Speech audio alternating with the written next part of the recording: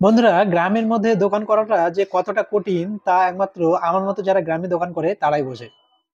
কারণ কি, গ্রামের মধ্যে কিছু কিছু মানুষ থাকে যারা 5 টাকার একটা কলম কিনতে আসলেও আপনার সঙ্গে দরদাম করবে, বলবে যে 4 টাকায় দেওয়া যাবে কি, এরকম আপনার সঙ্গে দরদাম করবে।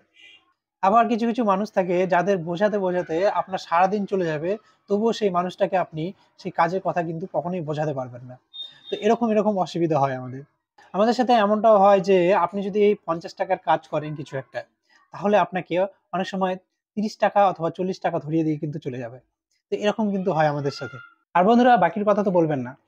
যাদেরকে একবার বাকি দেবেন তারা 6 মাস আপনার দোকানের সামনে দিয়ে আর যাওয়া আসা করবে না, এরকমটা হয়।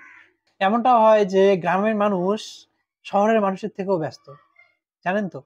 কারণ হলো যে কোনো যদি খরিদ্দার আসে আমাদের কাছে, সব বলবে যে আমাকে আগে দিন, আমাকে আগে দিন, আমাকে আগে দিন, এরকম করে চেঁচামেচি শুরু করে দেবে, জানেন তো? আর যদি কাউকে বাদ দিয়ে কাউকে আগে দেওয়া হয়ে যায়, তাহলে তো আপনার আর কোনো ছাড় নেই।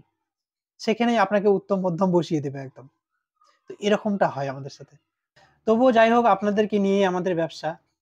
আপনারা যতটা এরকম করেন আমাকেও ততটা ভালো লাগে আপনাদের সঙ্গে। তো আপনারা ভালো থাকবেন, সুস্থ থাকবেন, আসতে থাকবেন, ডিসকাউন্ট চলতে থাকবে আপনাদের সঙ্গে।